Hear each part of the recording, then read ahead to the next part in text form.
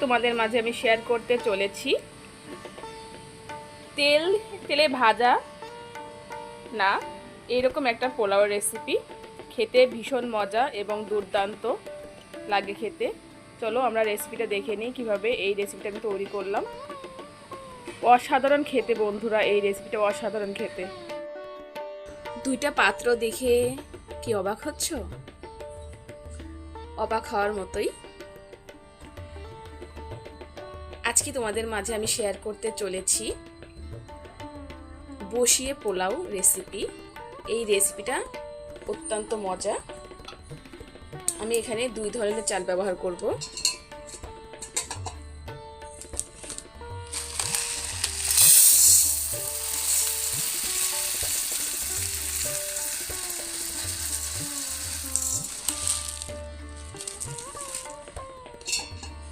আমি এখানে বাসমতি চাল নিলাম।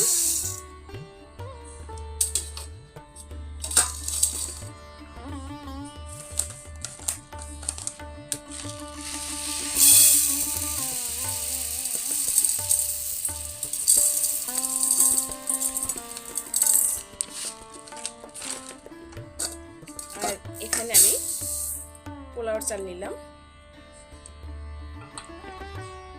বাসমতি চাল আর পোলাও চাল আলাদা করার কারণ আছে, আমি সেটা বলে দিব। এই দুটো চাল মিলেই আমি চুলায় বসিয়ে রান্না করব। এখানে আমি জল দিচ্ছি।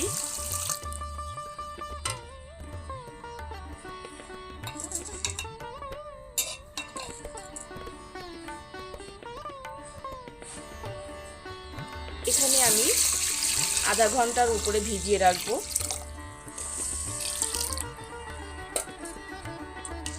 চাল দেওয়ার পরে এভাবে কষলে ধুয়ে নিতে হবে বন্ধুরা।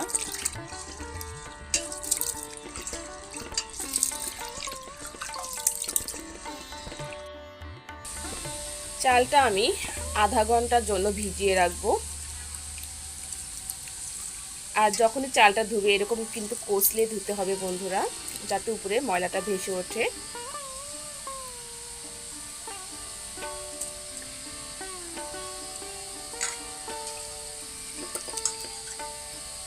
যত টাইম চালটা ভিজিয়ে রাখবে ততই কিন্তু এই পোলাওটা খেতে দারুণ হবে। আমি ফিরে আসছি আধা ঘন্টা পর। দেখো বন্ধুরা, আমি কিন্তু পুরো 1 ঘন্টা ভিজিয়ে রেখেছিলাম। তোমরা যত টাইম ভিজিয়ে রাখবে তত কিন্তু সুন্দর হবে। দেখতে পাচ্ছ কত সুন্দর হয়েছে।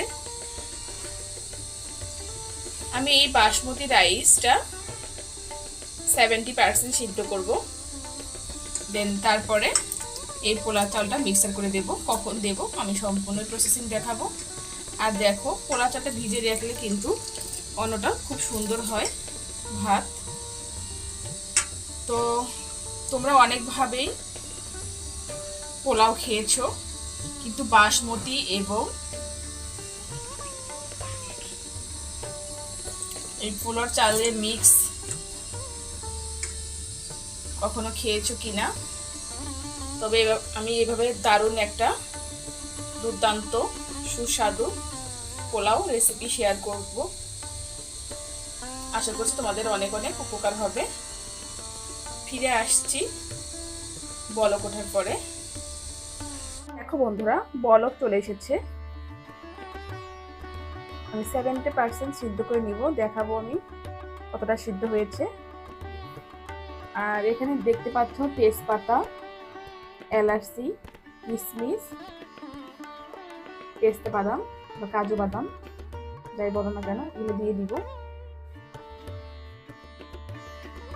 আমি একদিন এভাবে রান্না করেছিলাম, কিন্তু এরকম ভাবে রান্না করলে যে এতটা মজা আমি সেটা জানতাম না।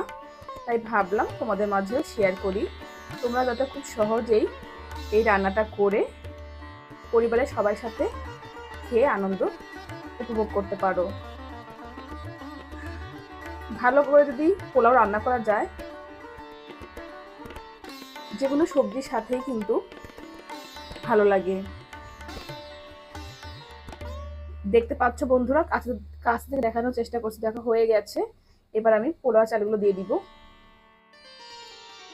অফলাইনে পোলাও চালগুলো দিয়ে দিয়েছি। এবার আমি 2 মিনিট রান্না করে নিব।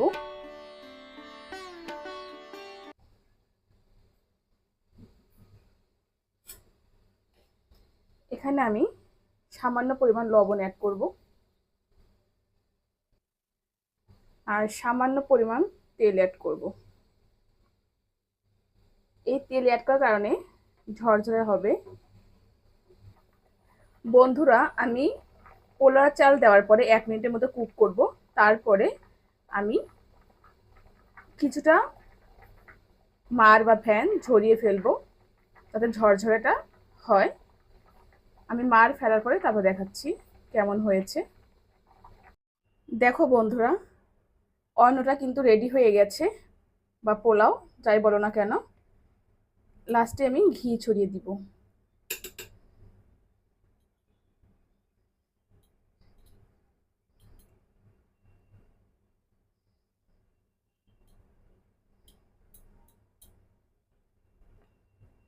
ঘি দেওয়ার পরে আলতোভাবে হাতগুলো নাড়া দিতে হবে। দেখো বন্ধুরা, নাড়া দেওয়া হয়ে গেছে। এবার আমি 5 মিনিটের জন্য ঢাকা দিয়ে দিব। আচ্ছা, তারপরে পরিবেশন করে দেখাবো। দেখো বন্ধুরা, একদম রেডি হয়ে গেছে। আমি একটা প্লেটে সার্ভ করব অফলাইনে, তারপর দেখাচ্ছি। বন্ধুরা দেখো, আমি একটা থালায় এটা পরিবেশন করেছি। একদম পারফেক্ট হয়েছে। তেলে না ভেজেও এত সুন্দর যে পোলাও রান্না করা যায়, তোমরা না দেখলে বুঝতে পারবে না বন্ধুরা। এতটাই মজা খেতে।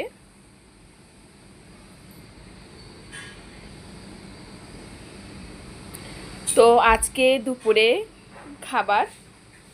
তো সবাই ভালো থাকো, সুস্থ থাকো। টাটা।